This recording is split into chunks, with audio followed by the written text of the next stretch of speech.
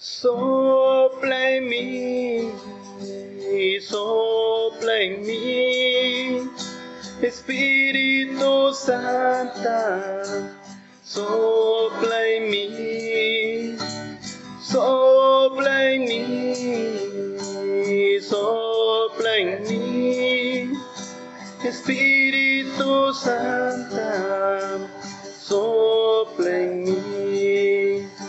Ayer ya pasó, te necesito hoy, Espíritu Santa, sopla en mí. Ayer ya pasó, te necesito hoy, Espíritu Santa, sopla en mí. Las lecturas de este domingo son bien complejas, ¿verdad? Y el reto de empezar a interpretarlas desde una óptica del amor siempre es un desafío, desde una óptica de la ternura, y vamos a tratar también de entender ese mensaje que desde esa óptica la divinidad quiere darnos. Fíjense que la historia del Evangelio de este domingo, ¿verdad? Que es esta historia de esta mujer jorobada o encorvada, ¿verdad? Me pareció súper interesante, ¿verdad? Porque estas lecturas usualmente, siempre le digo a Nubia, ¿verdad? Mira, esta lectura creo que deberías de ponerle ahí tu toque feminista, pero como eso también es la tarea de todos, empezarnos a trabajar esa mirada, de construir la mirada patriarcal y machista en nosotros, y tratar de usar esas gafas de género que siempre nos recuerda a la reverenda usar, ¿verdad? Y en este caso creo que hay varias cosas que debemos considerar. Este evangelio tiene varias capas que podemos ir viendo. Primero, es este escándalo que Jesús hace, ¿verdad? De hacer un milagro de sanidad a una mujer en un día sábado, ¿verdad? Y creo que esta es la primera capa que debemos entender, ¿verdad? Porque es lo primero que salió a relucir, ¿verdad? Que Jesús había hecho algo en un día que aparentemente estaba prohibido. Y Jesús los desenmascara a los líderes religiosos que lo cuestionan y les dice: ustedes se están quejando por que yo he sanado a una mujer, ¿verdad? Que es hija de Abraham, y vamos a pasar a ese punto, ¿verdad? Pero ustedes hacen otras cosas también los días sábados y ahí no dicen nada, ¿verdad?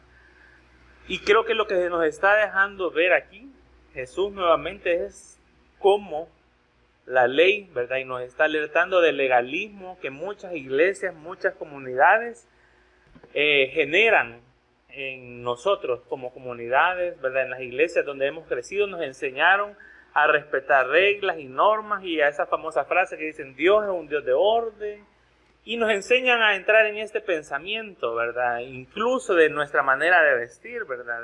Y yo me acuerdo, ¿verdad? Cuando nosotros incluso, creo que yo en esa misma mentalidad legalista interiorizada, ¿verdad? Me recordé cuando alguien aquí le dijo a Alvarite, ¿verdad? Así como: mira, queremos que vengas más presentable, ¿verdad? Que parezcas el pastor, ¿verdad? Y eso fue un poco legalista de nuestra parte, ¿verdad? Porque estábamos viendo su apariencia. Y Jesús nos está haciendo un recordatorio con esta lectura, que la ley no debe ser un yugo para nosotros. La ley debe estar al servicio de la humanidad y la dignidad de las personas. La ley del sábado y ninguna ley está por sobre la dignidad de las personas. Dios no pone la ley por sobre nuestra vida misma, ¿verdad?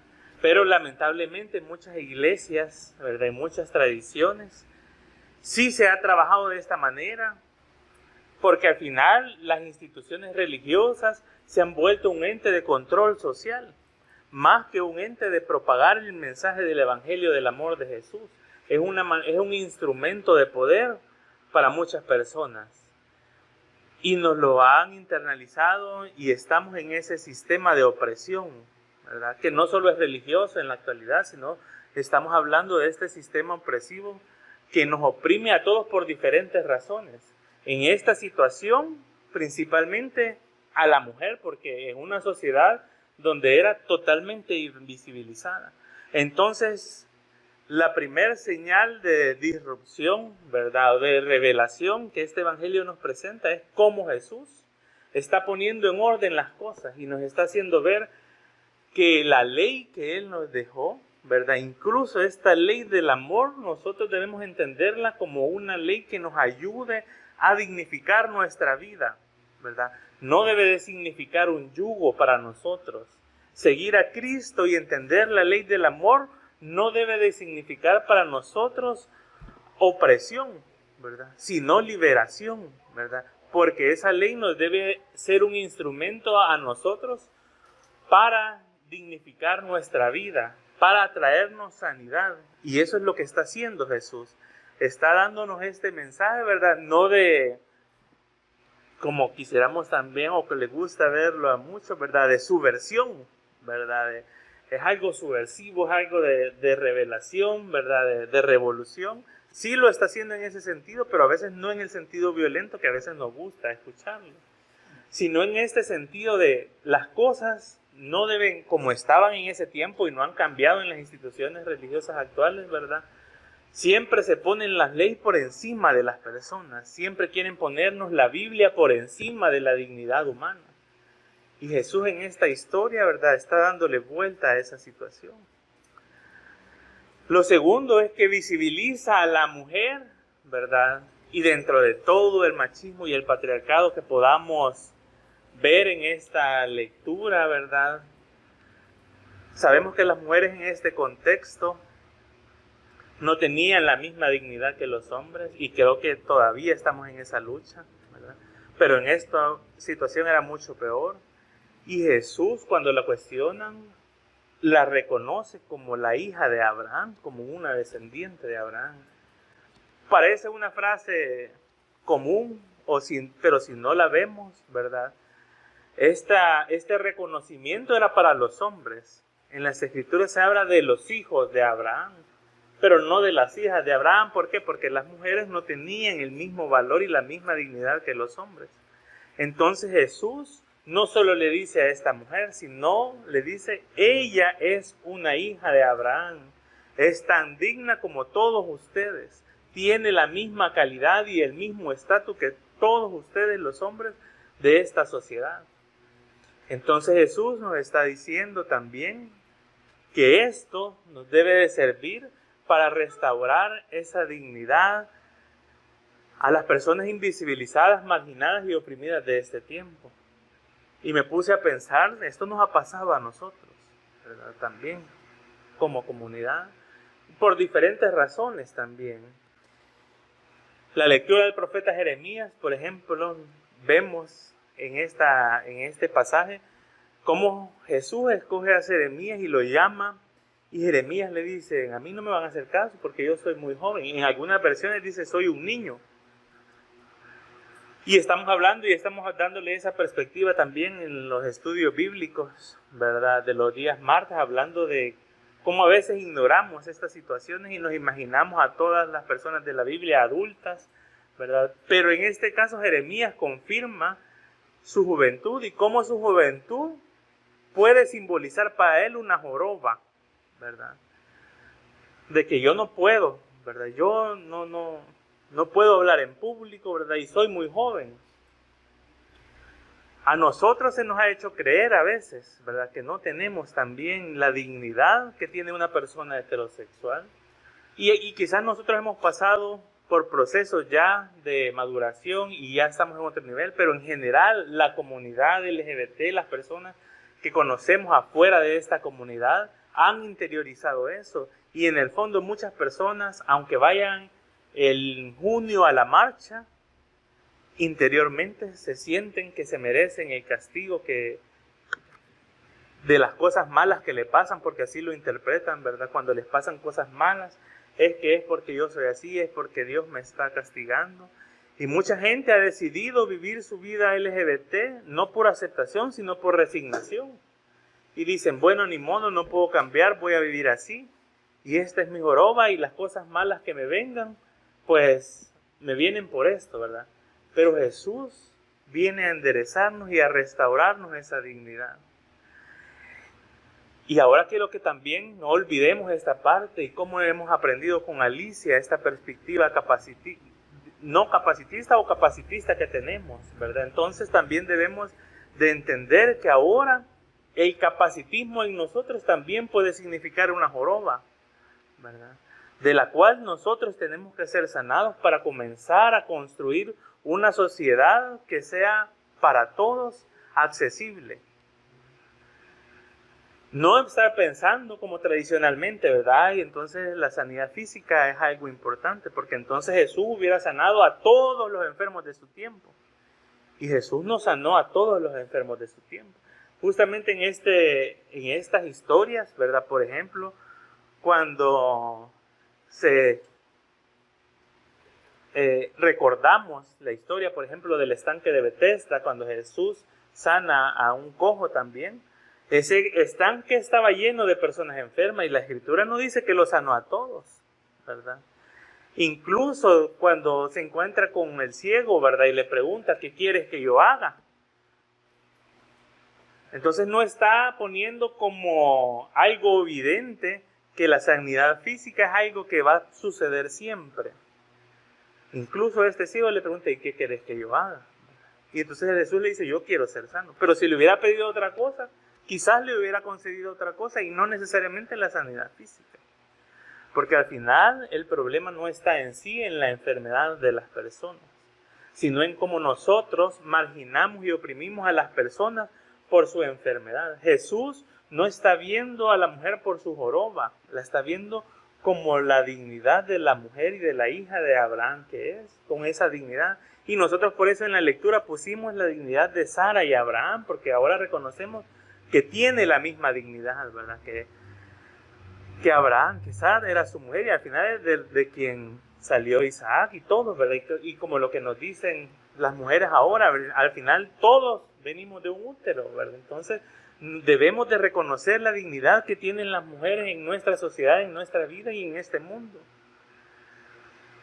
Y nosotros debemos de empezar entonces a entender que no debemos ver las personas por su enfermedad, por su condición económica, por su orientación sexual, porque incluso nosotros que somos mayoritariamente una comunidad LGBT, cuando tenemos personas heterosexuales, como los padres de las personas que han venido aquí, o amigos también que hemos traído, debemos de aprender a que ellos son igual que nosotros, ¿verdad?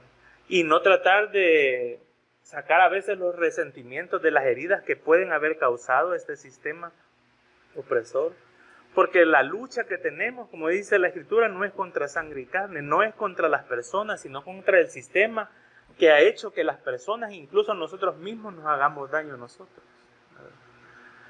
En la lectura del Salmo, ¿verdad?, nos dice que tenemos que buscar un refugio en Jesús. Y esta mujer estaba confiando en Dios, estaba confiando en Jesús, en la divinidad. Él es nuestro refugio y el salmista le dice en este precioso salmo, ¿verdad?, que sea nuestro refugio. Y en los momentos difíciles, ¿verdad?, nosotros podemos recurrir a Él. Y la presencia de Dios, yo no sé cuántos recuerdan, quizás ya no lo vemos así, pero yo me puse a pensar cuando leía la lectura de Hebreos, que fue bien fuerte, y decía bien, pero estaba enojado, porque muchas veces hemos pensado que estar en la presencia de Dios es un lugar de violencia. ¿Cuántas veces en nuestras iglesias tuvimos miedo cuando se manifestaba la presencia de Dios porque sentían que nos iban a condenar, la presencia de Dios nos iba a señalar como pecadores, ¿verdad?, que nuestra orientación sexual iba a ser descubierta y le teníamos miedo a ese lugar? La montaña en esta lectura significa la presencia de Dios. Y la carta nos dice cómo la hemos visto muchas veces, como este lugar de violencia. Dice la lectura que las personas que estaban ahí tuvieron miedo de lo que vieron. Y esa visión a veces se nos ha trasladado a nosotros, pero luego el escritor hace la corrección y le dice, al final este es un lugar donde nos encontramos con la dignidad para recibir sanidad y liberación, ¿verdad? No para ser violentados. Entonces la presencia de Dios siempre va a ser un lugar donde vamos a encontrar sanidad y restauración.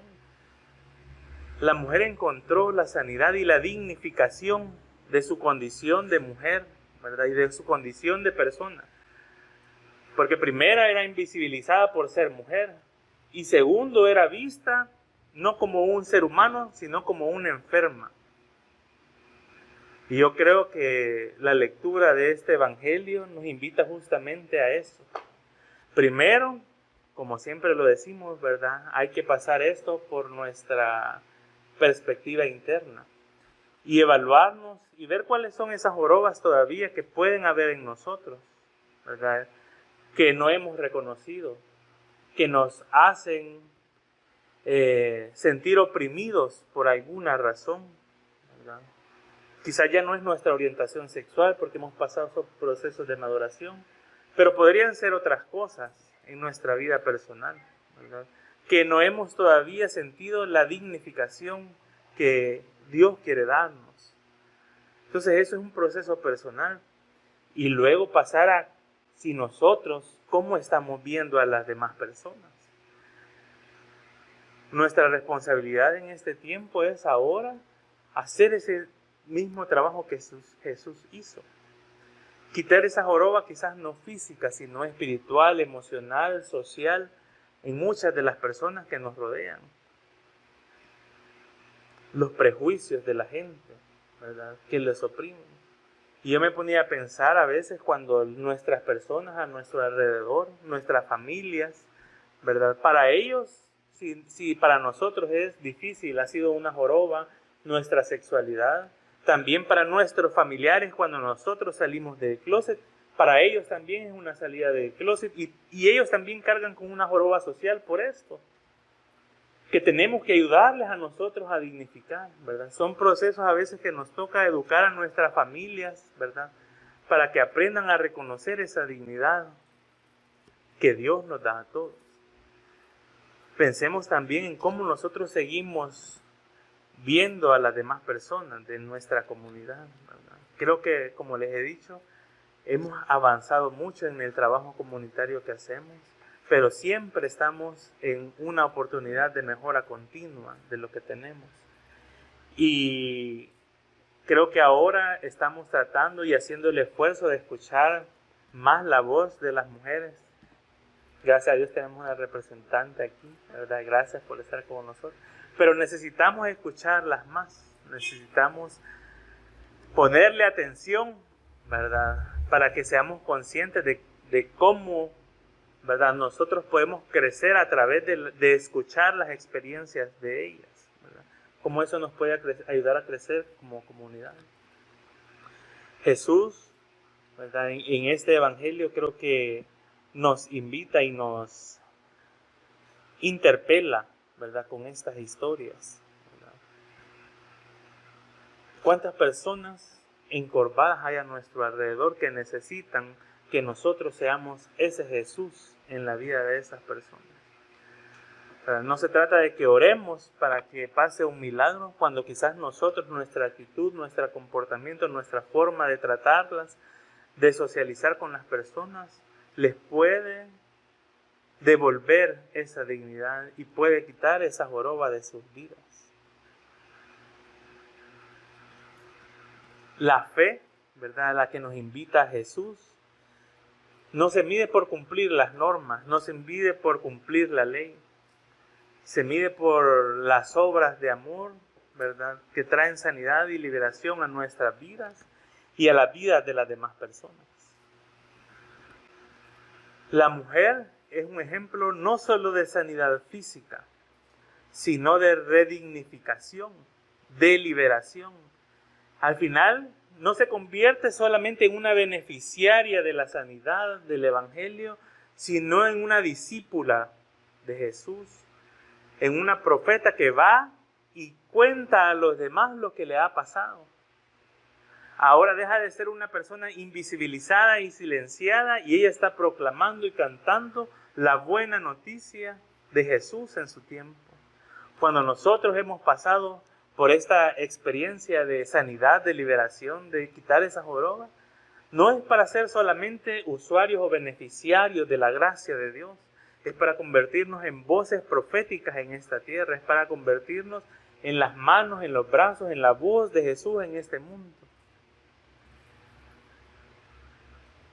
Que el Espíritu Santo, ¿verdad?, nos regale a nosotros ese valor que necesitamos, ¿verdad?, para salir de nuestra zona de confort, ¿verdad?, para estar conscientes del fuego del Espíritu Santo que hay en nosotros y del poder que tenemos de llevar esa sanidad y esa liberación con nuestras palabras y con nuestras acciones. Que nuestra fe no se convierta en un peso, que estar en esta comunidad no sea un yugo para nosotros, sino sea un acto de amor, de gratitud y de liberación. Amén. Sopla en mí, sopla en mí, Espíritu Santo, sopla en mí, sopla en mí.